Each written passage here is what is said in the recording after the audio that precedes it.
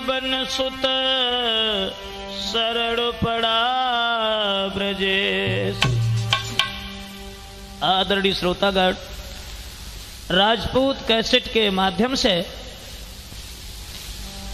विप्र सुदामा की कथा जो श्रीमद् भागवत सप्ताह से भागवत महापुराण से लेकर के आप लोगों के समक्ष चल रहे हैं कि भगवान यादवेंद्र सरकार योगी राज कृष्ण ने किस तरह से अपने मित्र के साथ में मित्रता का व्यवहार निभाया।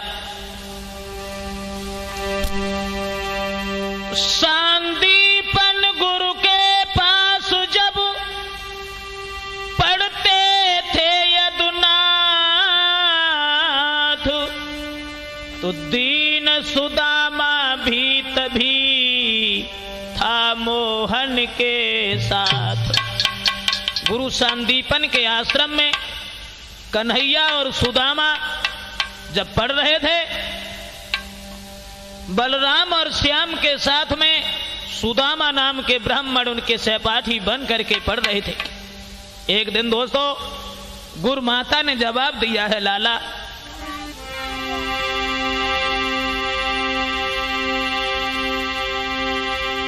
गुरु पत्नी बोली मोहन से,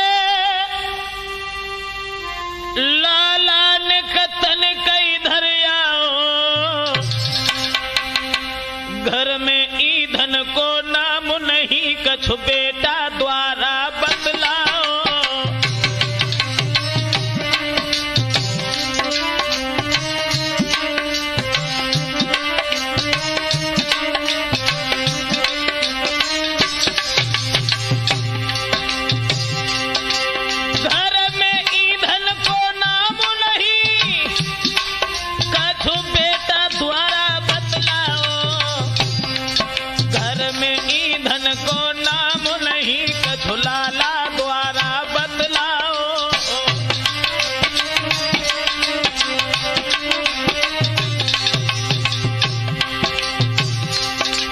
गुरुपत्नी ने जब ये कहा है कन्हैया आज घर में ईंधन नहीं है, तो भगवान श्याम जवाब देने लगे हैं, घबराने की कोई बात नहीं है मां, के सब बोले चिंता क्या है, जंगल से तोड़े लाता हूं, चतुर सुदामा संग मेरे संध्या तक लौट के आता हूं।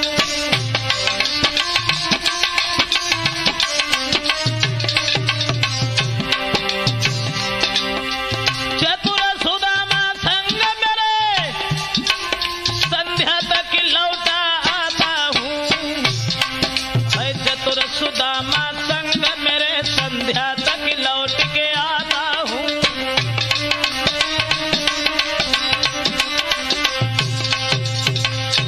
गुरुपत्नी ने जिस वक्त ये कहा है कन्हैया आज घर में ईंधन नहीं है और कल से भोजन भी नहीं बन पाया, इसलिए जंगल से लकड़ियां काट करके ले आओ, तो भगवान श्याम सुंदर कहने लगे इसमें चिंता की क्या बात है मां, सुदामा भैया मेरे साथ है और हम वन में जा रहे हैं, शाम तक लकड़ियां काट करके घर आ जाएंगे। दोस्तों उसी वक्त कन्हैया और सुदामा जब वन की तरफ चले हैं, बचपन में बालापन में कन्हैया और सुदामा जब चले हैं, तो उसी समय सुदामा को इशारा दे करके गुरुपत्नी ने अपने नजदीक बुलाया।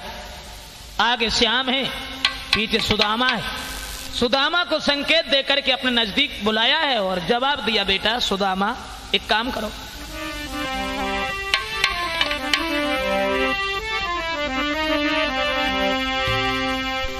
गुरुपत्नी ने सुदामा से समझा करके ये कहा है, लाला जा तो रहे हो। गुरुपत्नी ने अरे विप्र सुदामा भली भांति समझायो,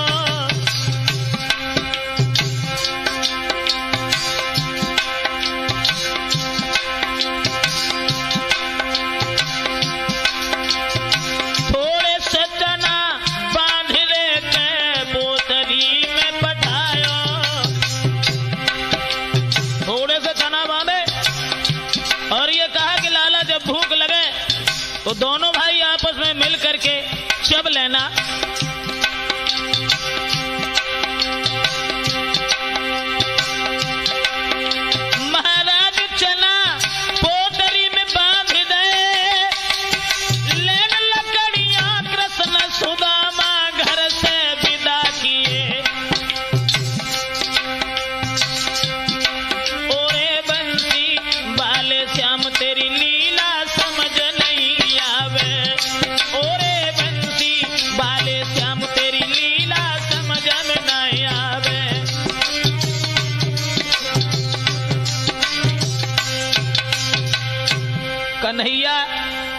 जब वहीं रुक गए थे रास्ता में, सुदामा जब गुरपत्नी के नजदीक गए तो सुदामा को थोड़े से चना दिए और जवाब दिया है, लाला जब भूख लगे तो दोनों भाई आपस में मिलकर के चब लेना। चना देकर के दोनों बच्चों को जब विदा किया, वन में जाकर के सुदामा और कन्हैया जब पहुंचे हैं दोस्तों, वृक्ष के ऊपर चढ़ करके सुदामा के लिए जब लकड़ियां गिराने लगे भगवान श्याम, सुदामा उन लकड़ियों को एकत्रित करने लगे, इकट्ठा करने लगे। लेकिन लकड़ी लाने में उन्हें मगर हो गई शाम, तो पानी भी पड़ने लगा, लौट न पाए श्याम।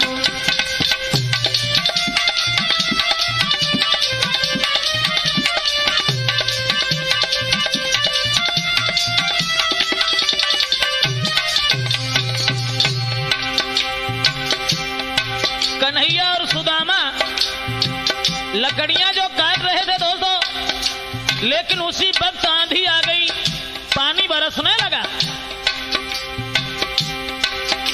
वह माह मास की घोर रात, पानी पर पानी आता है, प्रभु बनपति गुरु की सेवा में, अरे वृक्ष तले सिकुड़ाता है।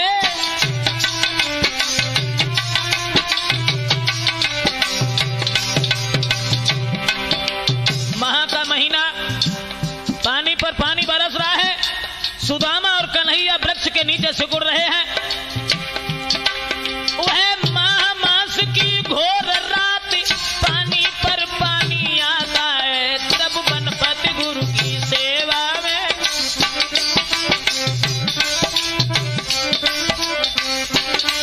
प्रभु बनपति गुरु की सेवा में, अरे वृक्ष तले सिकुड़ाता है।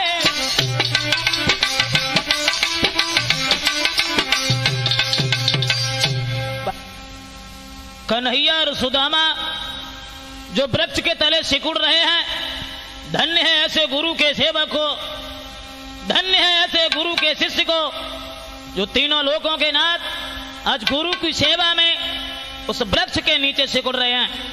दोस्तों, कि पेड़ के तले दोनों कुमार सर्दी से सिकुड़े जाते हैं।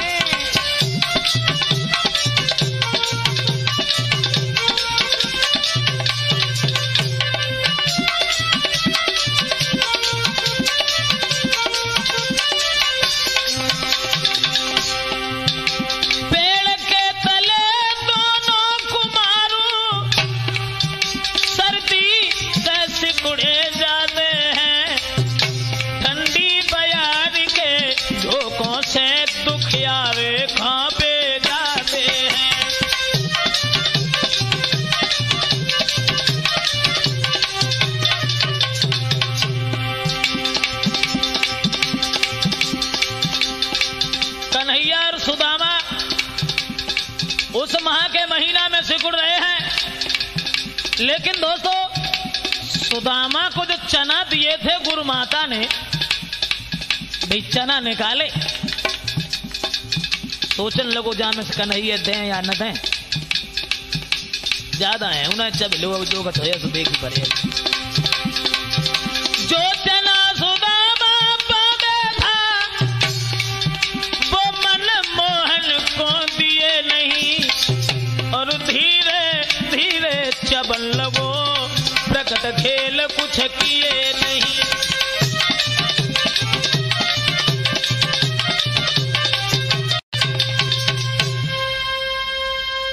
रात जब आधी हुई है तो सुदामा जो चना बांधे था वो चना निकाल करके चबने लगा, सोचने लगा ज्यादा चने हैं उन्हें, और जामे से हम कन्हैया को अगर दे देंगे तो जम कछु ना रहेगा।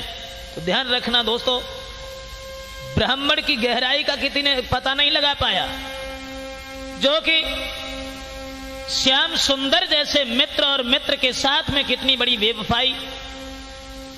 चना जब सुदामा चबने लगा तो आप ये तो जानते ही हो कि चना कोई ऐसी चीज नहीं होती जो चुपचाप चब लिए जाए। मोहन ने कट कट शब्द सुनो तो बोले भैया क्या खाता है, कचू तो निगमो गुंदव।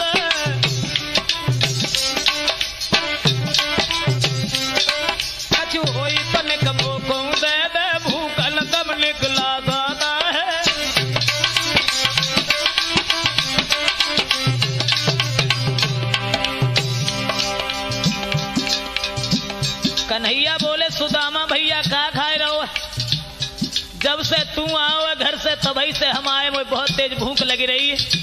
तो सुदामा बोलो कन्हैया ठंडक में दांती बज रही है, तासे तो जब मालूम पड़ रही कि हम कछु खाए रहे।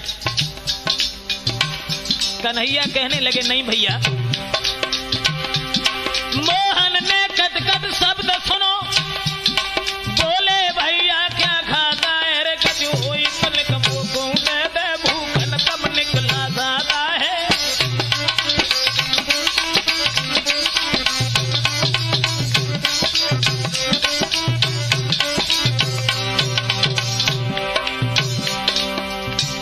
जब पूछा है श्याम ने कि सुदामा भैया कहाँ खाए रहो है, कपटी बोला क्या रखा है, दांतों को शीत सताता है, इसलिए तुम्हें खाने जैसा,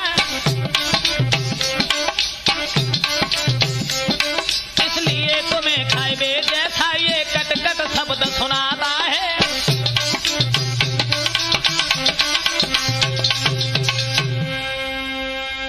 भगवान श्याम सुंदर कहने लगे सुदामा भैया का खाए रहो है, जिस वक्त से तू आया है आंगन से उसी समय से मैं आया हूं, कोई चीज हो तो मुझे भी दे दो। तो सुदामा कहने लगे श्याम खाने के लिए कुछ नहीं है, सर्दी की वजह से मेरी दांती बज रही है, इसलिए तुझे ये आभास होता है कि मैं कुछ खा रहा हूं। कपटी बोला क्या रखा मेरे दांतन को ठंड सतावे,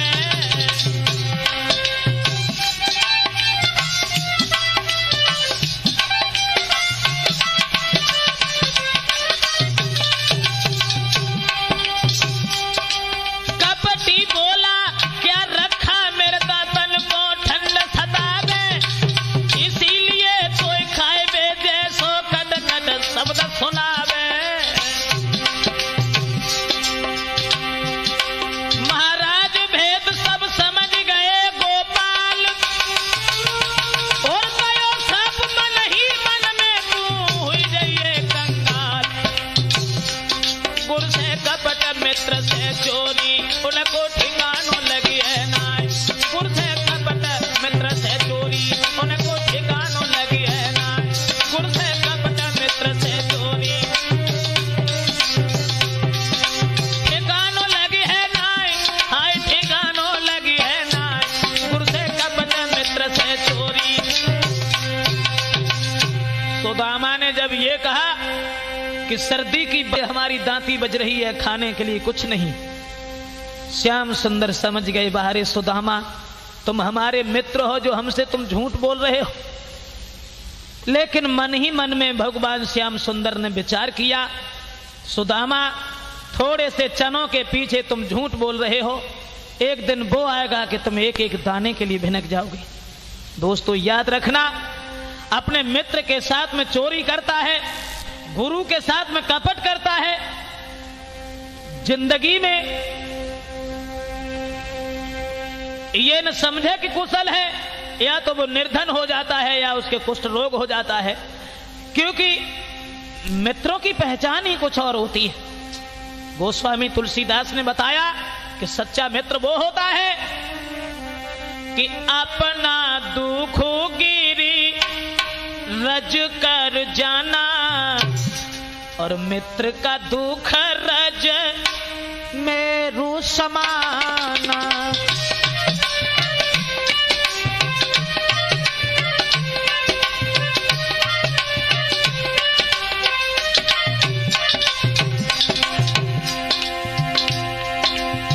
अपना दुख गिरी रज कर जाना, मित्र का दुख रज मेरु समाना।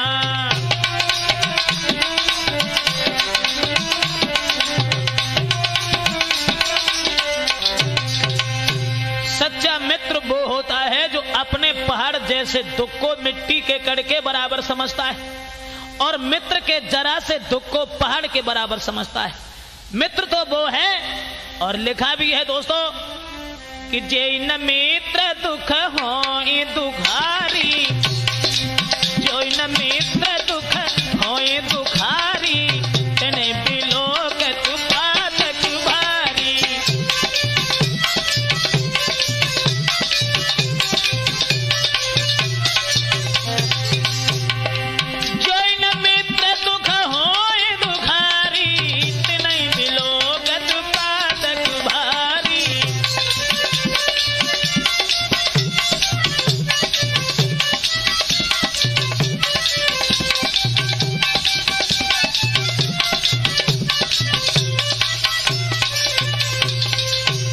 जो मित्र को दुखी देख करके दुखी नहीं है तो वो मित्र नहीं है।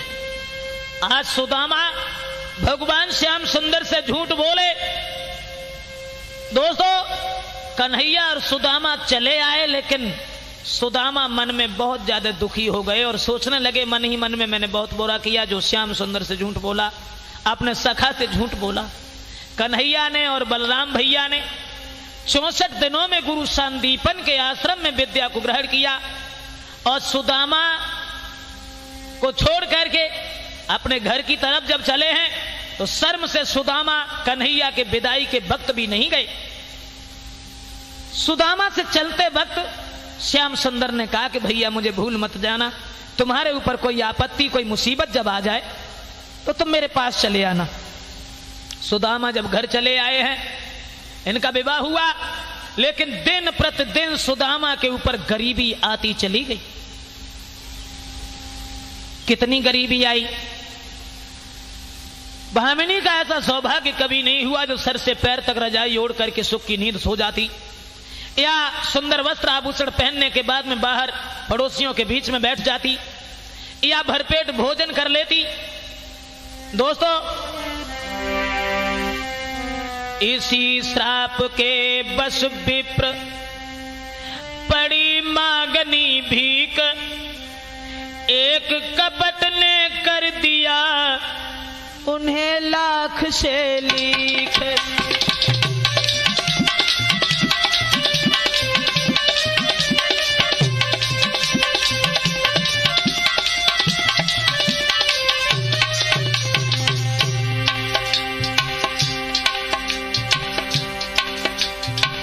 इतनी गरीबी आई ब्राह्मण के ऊपर,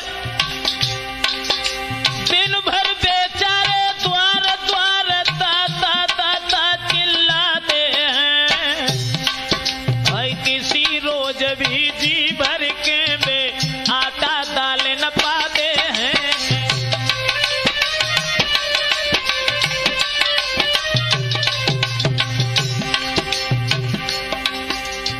किसी रोज भी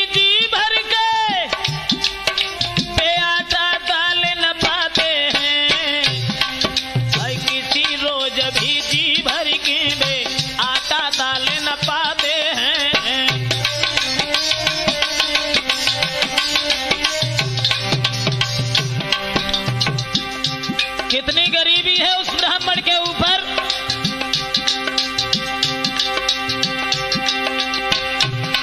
जो मठा मिले तो नमक नहीं, मठा मिले तो नमक नहीं, जो नमक मिले तो मठा नहीं। दुई घर मांगे 10 घर मांगे,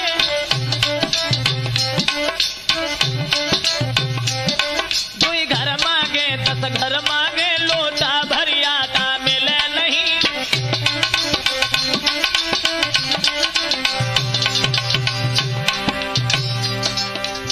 ऐसा ही नहीं,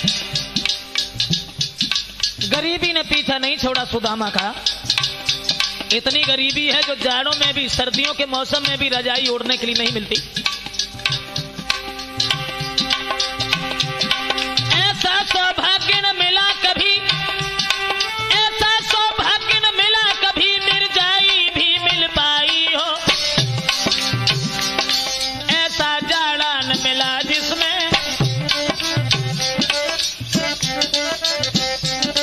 ऐसा जाड़ा न मिला जिसमें सर से पांव तक रजाई हो।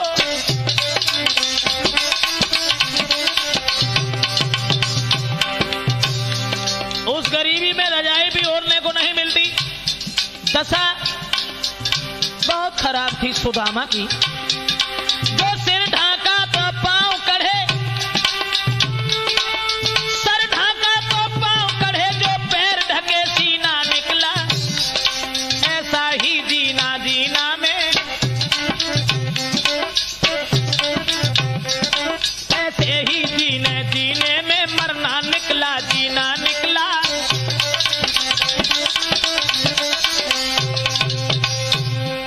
सुदामा के ऊपर इतनी गरीबी आई है जो न तो भरपेट भोजन मिलता है, न कभी सर्दियों के मौसम में रजाई भी ओढ़ने को मिलती है, न समाज में आदर, लेकिन दोस्तों, किंतु सुदामा विप्र को थी न तनिक परवाह, शांति और संतोष से करता था निर्वाह।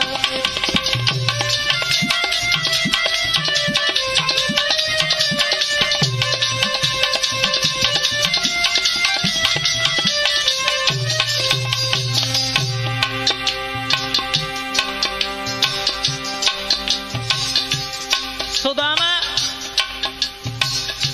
कोई चिंता नहीं करते, सोच रहे ये सब किस्मत का खेल है।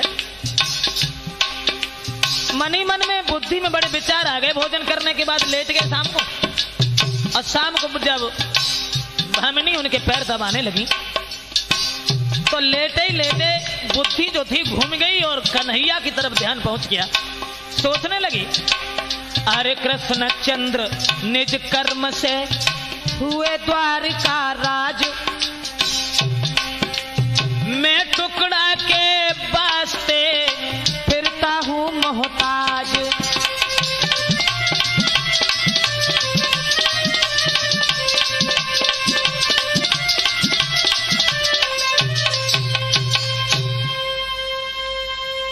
सुदामा का ध्यान जिस समय बट जाता है दोस्तों, तो उसी समय भामिनी पूछने लगी, महाराज आप क्या सोच रहे हैं?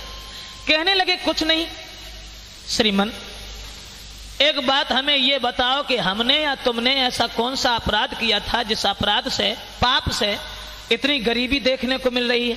हम और तुम भगवान का इतना भजन करते हो, फिर भी परमात्मा हमारी तुम्हारी आवाज नहीं सुनता।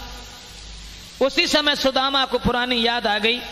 अपनी प्राण प्यारी के हाथ अपने हाथों में ले लिए, आंखों में आंसू निकल आए जो गालों पर लकीर बनाते हुए जमीन में समा गए, और रो करके सुदामा ने पुरानी कहानी जो थी वो बताई और जवाब दिया, हे भद्रे, आज जो द्वारकाधीश बने बैठे हैं ये हमारे सखा हैं, मित्र हैं, हम दोनों एक ही गुरु के शिष्य हैं।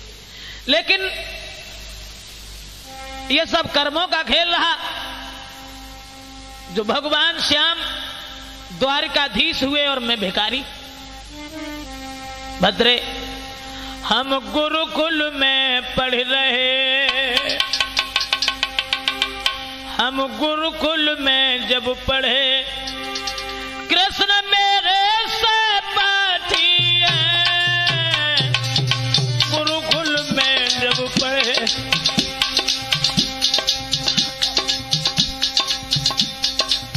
भद्रे, वो दिन हमें अच्छे तरीका से याद है। एक दिन गए लेन लकड़ी, गुरु मैया ने जला दे। एक दिन गए लेन लकड़ी, गुरु माता ने जना दे। मोह से नीच निठुरले प्यारी, अकेले चावले।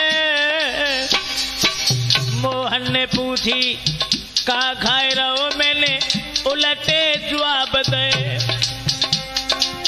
ताई पाप से ओ प्यारी, हम दीन गरीब है। जवाब दिया, भद्रे, आएगा बुढ़ापो, दुल्हन हाथ में पकड़ी लाठी है।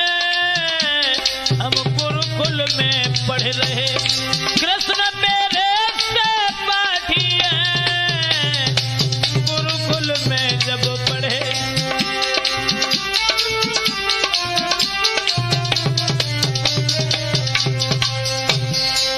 कहने लगी है, महाराज कन्हैया आपके साथ पढ़े हैं? जवाब दिया, हाँ। भद्रे, मैंने श्याम सुंदर से छल किया था और उसी कपट से हमारे साथ में तुम्हें भी वो सजा भोगनी पड़ रही है। ये वचन सुनने के बाद में भामिनी रोने लगी हैं और जवाब देने लगी, श्रीमन तुमने बहुत बुरा किया, इसलिए मेरा कहना केवल एक है कि तुम द्वारिका चले जाओ, धन दौलत कुछ भी लेकर के मत आना, सिर्फ अपनी गलती की माफी मांग के चले आना।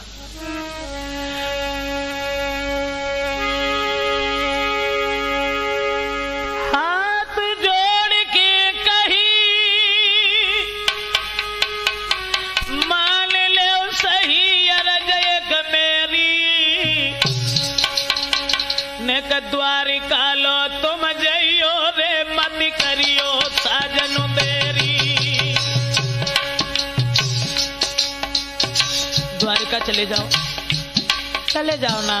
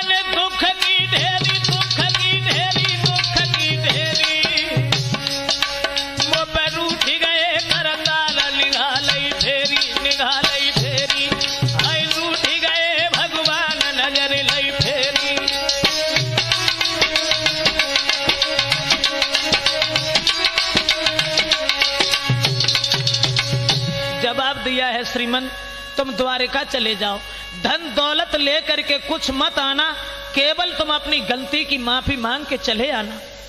सुदामा कहने लगे देखो भामिनी, जिंदगी सब ऐसे ही गुजर गई और थोड़े दिन जिंदगी के और बाकी हैं। शायद उन्होंने हमारी गरीबी को ठुकरा दिया, गरीबी में कहीं उन्होंने हमें नहीं पहचाना, इसलिए तुम हमें दूसरे के द्वार पर ना भेजो। कहने लगी श्रीमन जरूर जाओ। अरे समझाती भामिनी नारी मेरे गंथ द्वारिका जइयो।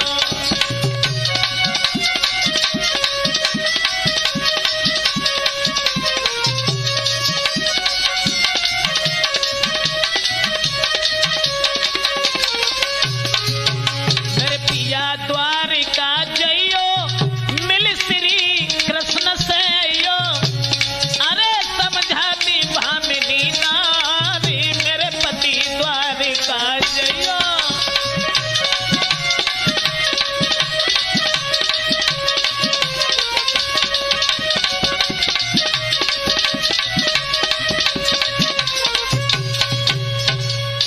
दोस्तों बार बार समझा करके जिस वक्त भामिनी ये कहने लगी है श्रीमन तुम द्वारिका के लिए जरूर चले जाओ, तो सुदामा कहने लगे देखो भामिनी अगर तुम ज्यादा हमें तंग करोगी तो हम भीख मांगने के बहाने घर से बाहर चले जाएंगे, बिल्कुल लौट करके नहीं आएंगे।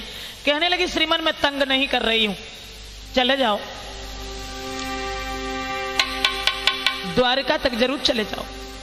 तुम्हें नहीं पता कि मैं तुम्हें क्यों भेज रही हूं, क्यों भेज रही हूं? बोली कोदो जो की दरिया मिलती तो शक्कर पेन नियत लाती और हम जाए ठंड सहो करती।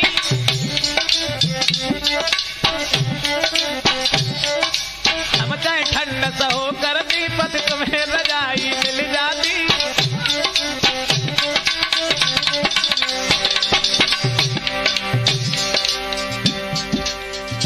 इसलिए द्वारका के लिए जरूर जा। कोदो की दरिया मिलती है शक्कर बैलनी अतलाती। हम चाहे ठंड तो करती पद तुम्हें रजाई मिल जाती।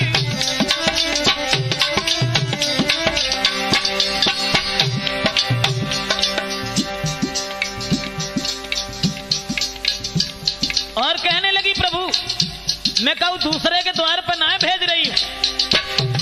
जब कृष्ण चंद्र से ही तू सुने, गिरधारी से ही तू सुने, मैं तो उन्हीं के द्वार पठाती हूं जिन पे संसार की याद आए। जिन पे संसार की आशा है मैं तो उन्हीं से आस लगाती हूं।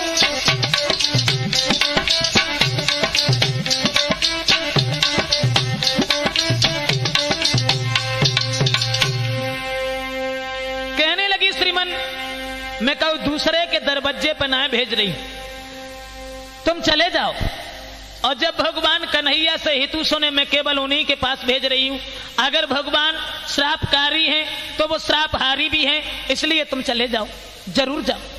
सुदामा कहने लगे भद्रे अरे का करे री द्वारिका जाई हरी बहुत बुरी लाचारी।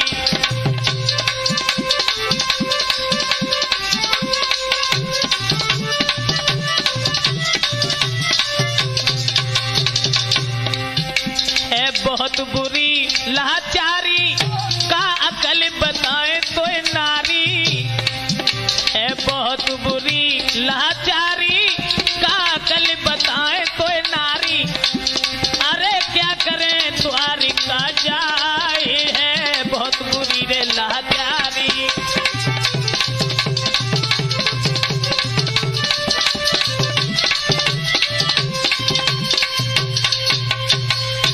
कहा कि हम दूसरे के द्वार पर भीख मांग के ले आते हैं, यही काफी है, और जिंदगी थोड़ी और रह गई वो भी ऐसे ही कट जाएगी, लेकिन मुझे ना भेजो। तो भामिनी जब जिद ठान के रह गई और कहने लगी श्रीमन जरूर जाओ, तुम जाते नहीं हो। तो सुदामा ने एक बात और कही, भद्रे बात एक दूसरी और है। गुरु पिता मित्र के घर जब कोई जावे,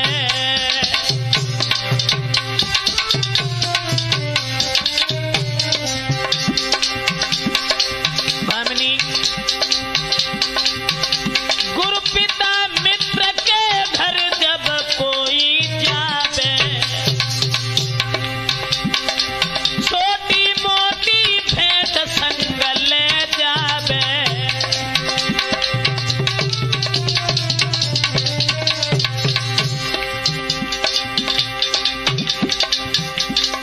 गुरु पिता और मित्र के घर जब कोई जाए तो कुछ न कुछ भेंट में जरूर लेके जाए। भामिनी अरे भेंट बिन हुई रही है रानी, कहा प्रभु को ले जाए, कहा प्रभु को ले जाए। पास में कौड़ी न कानी, कहा प्रभु को ले जाए। पिता थोड़े दिन की पातरिया काटे से कटी गई है। पिता थोड़े दिन की पातरिया काटे से कटी गई है।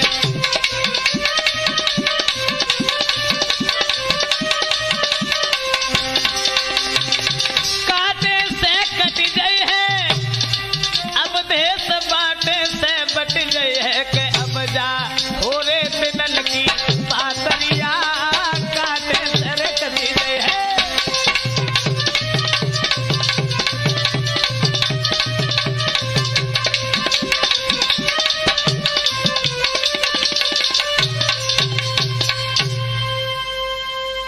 जवाब दिया है सुदामा ने भद्रे, गुरु पिता और मित्र के घर जब कोई जाए तो कुछ न कुछ भेंट में लेके जाए। घर में कोई ऐसी वस्तु नहीं है भला हम अपने सखा को भेंट में क्या देंगे। तो भामिनी कहने लगी श्रीमन भेंट के पीछे घबराओ नहीं, क्योंकि मैं जा रही हूं पड़ोस में और कुछ न कुछ भेंट लेकर के अवश्य आऊंगी। दोस्तों पति आज्ञा पे लाचार भई, मागन को भामिनी चल दीनी, काऊ ने न भेंट उधार दई, जब नाही सबने कर दीनी।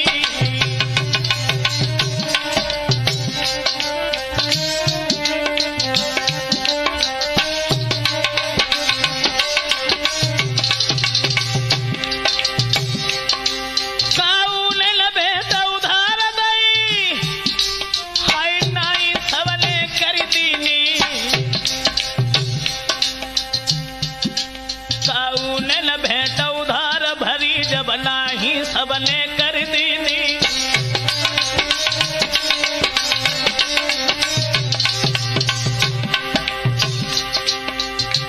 जौन से द्वार पे पहुंचते हैं बहना, आज हमारे पति अपने मित्र से मिलवे को जा रहे हैं द्वारिका। अगर तुम्हारे पास में कोई चीज हो तो ला करके हमें दे दो, जब वो वापस आ जाएंगे हम तुम्हारी चीज वापस कर देंगे। सोई झजलाए के चाहते कि परों ले गई सो भाई ना दे पाओ फिर आएगी। ऐसा ही नहीं दोस्तों, रीते हाथन घर को लौटी, रीते हाथन घर को लौटी, सब उड़ रहे हो सब जारी के, बेगरी में न कोई काम दे तू सब कर तब हरी लाचारी के।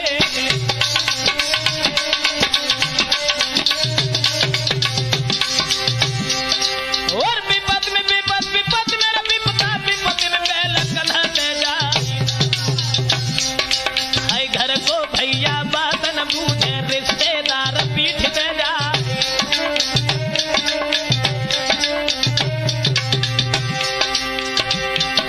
और चली भामिनी जब आंगन से द्वार द्वार पे आई मझियाई, और रीते हाथन अजबो दुखिया लौटी भवन को चली सिधार। और चेहरा सूख गयो धवी को दिल में ये गया वे एक जाए, एक पड़ोस नजदीक आई बहन से कहां लगी समझा।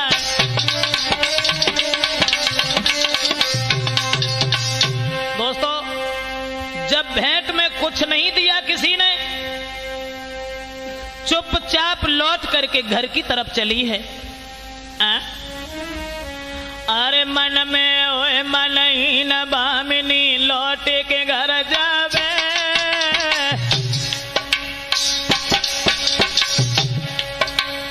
ऐसी गरीबी यार पेश नहीं कोई जावे। तब एक सखी के आई गई, किस कारण से और बहन सकल तेरी को मिल आई गई। एक पड़ोसन ने आकर के पूछा कि सखी तो इतनी उदास क्यों है। सारी कहानी भामिनी ने बताई है और जवाब दिया कि मैं भेंट लेने के लिए गई थी लेकिन किसी पड़ोसन का कलेजा नहीं हिला। कहने लगी सखी ज्यादा कुछ नहीं है, 2-3 मुट्ठी चावल तो हमारे आंगन में पड़े हैं, बहन तुम घर में ले जाइयो रे, उन्हें तुम घर में ले जाइयो, और प्रेम बस भगवान भेंट तुम उनको पठबइयो। भामिनी दिल में खुशी भई, और आंगन में जो चावल पीरन उनको फूक रही।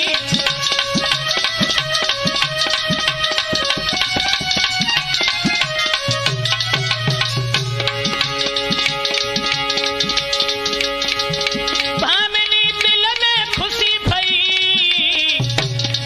अरे चावल जो आंगन में बर्बादी उनको फूक रही। फटे से कपड़ा में बांध लए, और विप्र सुदामा के तो हाथ में चावल तुरंत दे।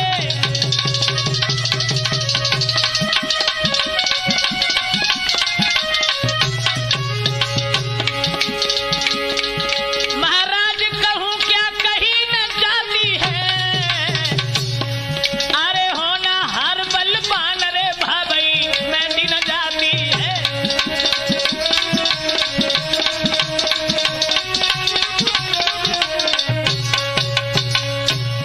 एक दूसरी पड़ोसन ने कहा है सखी ज्यादा तो कुछ नहीं है, 2-3 मुट्ठी चावल हमारे आंगन में पड़े हैं, अब चावल अगर तुम ले जाना चाहो तो चावल लिए जाओ।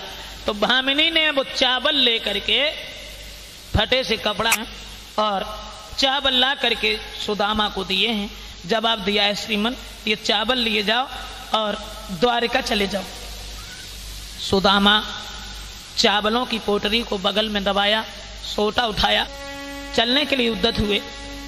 तो भामिनी ने एक शब्द और कहा, श्रीमन जा तो रहे हो,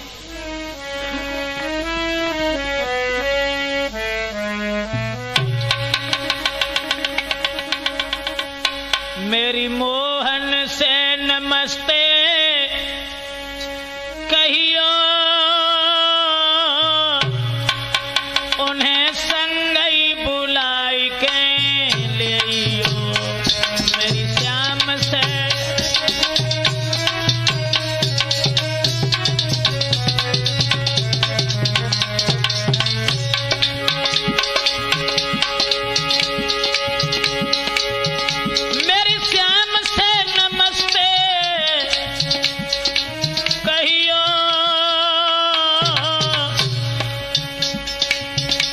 ने संग ही बुलाए के ले मेरे श्याम से।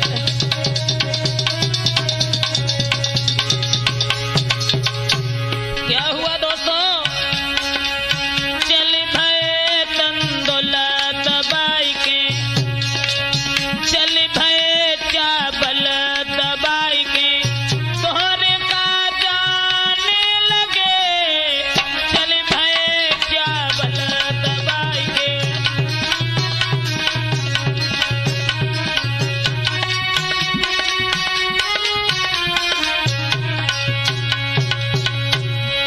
आज वो ब्राह्मण सुदामा चावल लेकर के जब अपने सखा से, अपने मित्र से मिलने के लिए चले हैं दोस्तों,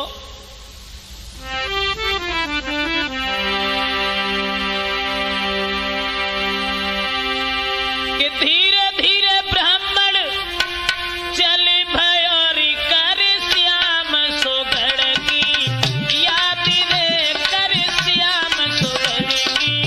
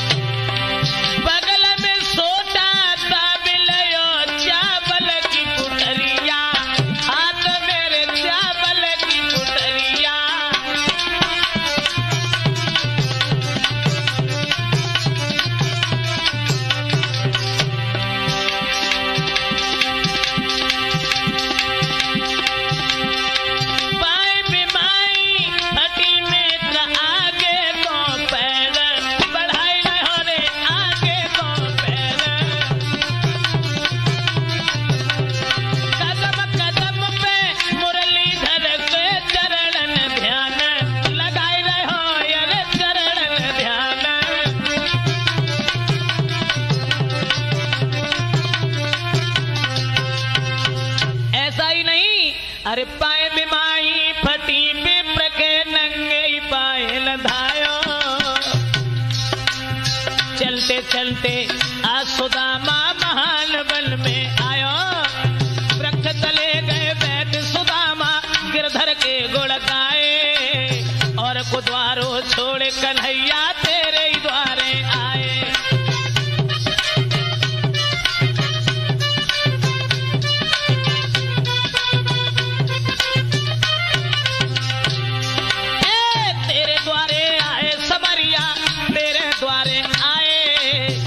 द्वारो छोड़े कन्हैया तेरे ही द्वारे आए।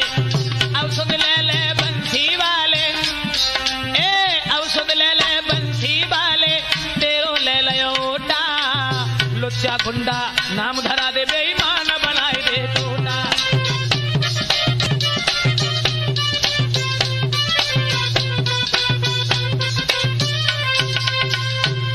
दोस्तों, सुदामा जब आगे को बढ़ते हुए चले गए, और ये सुदामा जाकर के जब पहुंचे हैं द्वारिका में, तो द्वारपाल से कहने लगे कि भैया अपने महाराज से जाकर के ये कह दो कि तुम्हारे मित्र तुमसे मिलने के लिए आए। तो एक पहरेदार कहने लगा, हमारे महाराज के जब मित्र आते हैं तो विमानों पर बैठ करके आते हैं, और तुम भी हो जो तुम्हारे पैरों में जूते तक नहीं है। दूसरा कहने लगा, घबराओ नहीं, मैं जाऊं। तो विनय सहित पर विप्र से मिलो चतुर दरबान, मोहन से कहने लगो ओ दीन बंधु भगवान।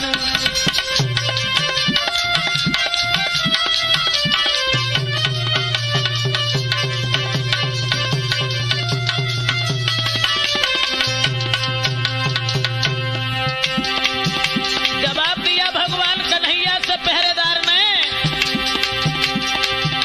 द्वारे पे ठाड़ो एक विप्र, घर का कुछ नहीं ठिकाना है, तो बदिया मैली धोती है बक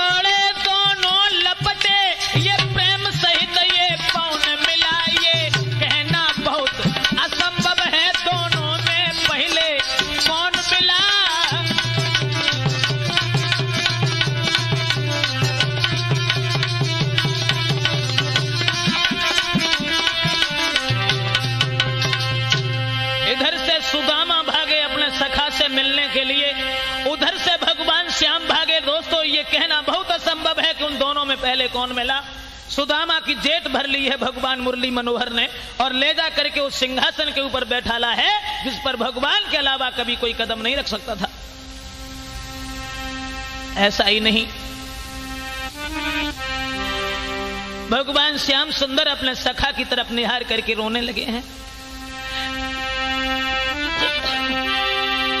और कि देख सुदामा की दीन दशा, करुणा कर करुणा निधि रोए।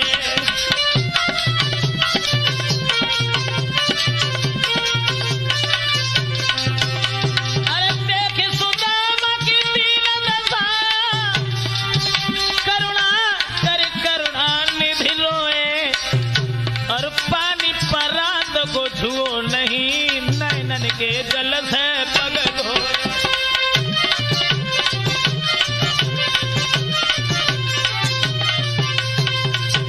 सुदामा की दशा को निहार करके भगवान श्याम सुंदर के आंखों में आंसू बह आए और रो करके कहने लगे, अरे निर्दयी सखा, इतने दिन तक तूने हमारी कोई खबर नहीं ली। उसी समय सुदामा ने जवाब दिया है, कन्हैया तेरी माया मेरे पीछे पीछे घूम रही है, समझ में नहीं आता कि मैं क्या कर रहा हूं। उसी वक्त दोस्तों सुदामा जो चावल भेंट में देने के लिए ले गए थे कन्हैया को, तो कन्हैया के राजसी ठाठ देख करके वो चावल जो थे और भीतर को दबाने लगे। सोचने लगे ये तो बहुत बड़ा राजा है और इसे हम चावल भेंट में कैसे देंगे। तो भगवान श्याम सुंदर ने पूछा, सुदामा भैया मेरी भाभी किस तरह से आंगन में रहती है। बताया है कि जो हाल मेरा है वही हाल तुम्हारी भाभी। श्याम सुंदर ने एक बात और कही, दादा मेरी भाभी ने मेरे लिए कुछ भेजा है। सुदामा कहने लगे, कन्हैया 6-6 दिन हो जाते घर में भोजन नहीं बनता, क्या रखा था तुम्हारी भाभी के पास में जो तुम्हारे लिए भेज देती। कुछ भी नहीं भेजा। कन्हैया कहने लगे, भैया कर्म सब हो गए लेकिन तुमने आदत है भाई ना छोड़ी। क्या मतलब? झपटा दे करके चावलों वाली पोटरी जो थी वो श्याम सुंदर ने अपने हाथ में छीन ली। ऐसा ही नहीं दोस्तों, श्री कृष्ण जी के नेत्र मिलने सुदामा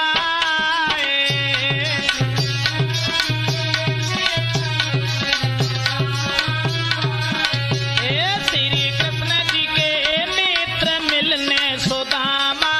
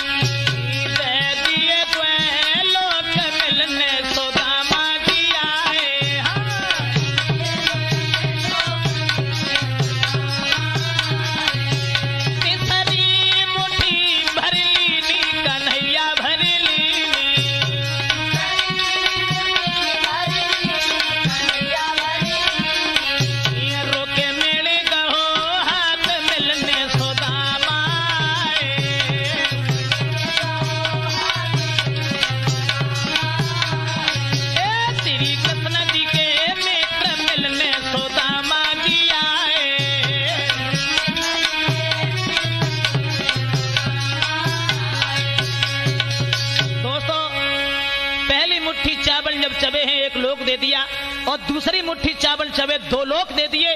तीसरी मुट्ठी चावल चबने को उद्यत हुए तब तक रुक्मिणी ने कलाई पकड़ ली और कहने लगी, महाराज एक भिखारी को 3 लोकों का शासन दे करके खुद भीख मांगना चाहते हो। उसी समय भगवान कहने लगे, रुक्मिणी तुमने रस में विष घोल दिया, भक्तों के लिए भला मैंने क्या नहीं किया। जवाब दिया, भक्तों के लिए किया। इन ब्राह्मणों की याद भूल गए हो जो भृगु ने तुम्हारे सीना में लात मारी थी, क्या तुम्हारे सीना से वो चिन्ह मिट गए हैं। श्याम सुंदर कहने लगे, रुक्मिणी ब्राह्मणों की बुराई न करो, अगर ब्राह्मण चिट्ठी लेकर के ना आता तो तुम भी ससपाल के घर में होती। विश्वकर्मा से यह कहा है जिस तरीके से द्वारिका बनी है उसी तरीके से द्रविड़ देश में जहां सुदामा रहते हैं वहां सुदामापुरी बना करके आओ। तो रात ही रात में सुदामा की झोपड़ी की जगह पर सुंदर सुंदर महल बनाए गए। लेकिन सुदामा ने यह नहीं जान पाया हमें कुछ मिला या नहीं मिला। अब सुदामा जब चलने के लिए तैयार हुए, सोचने लगे ये तो बहुत बड़ो राजा है, अगर चंती बेराजा ने नेकू अगर ध्यान दो हमारी तरफ तो गरीबी हमारी जरूर दूर हो जाएगी। तो 16,108 रानी जब सुदामा भैया को विदा करने के लिए आई और जो सुदामा ने दूर से देखो तो जवाब देने लगे, कन्हैया जो लैन डोरी से खिंची आ रही है जी, कहा है इतनी औरतें सब कहां से इकट्ठी हुई कि कहां जा रही, कौन है जी? तो कन्हैया बोले, भैया जी सब तुम आई लोहरी भौजाई, सो कितने ब्याह करे तूने? कन्हैया बोले 16,108। अरे भैया हम तो एक ही के मैं दुखी है कबूंग जगह से खवाई पहना ना पाता तू इतना जन कैसे खवाई ले तो ये। लेकिन सुदामा का चोर बेचारम पड़ गए। 16,108 है और बड़े घन की बात है। अगर इनने 5-5 रुपये जो दक्षिणा में दे तो गरीबी जरूर दूर हो जाए। सबसे पहले रुक्मिणी आई और कहने लगी, दादाजी देखा दूसरे को घर ना आए, अब की बार जब आओ तो मेरी दीदी को साथ बुला कर खिलाना। नमस्ते बेहा तो नहीं गए देखत रहेगी।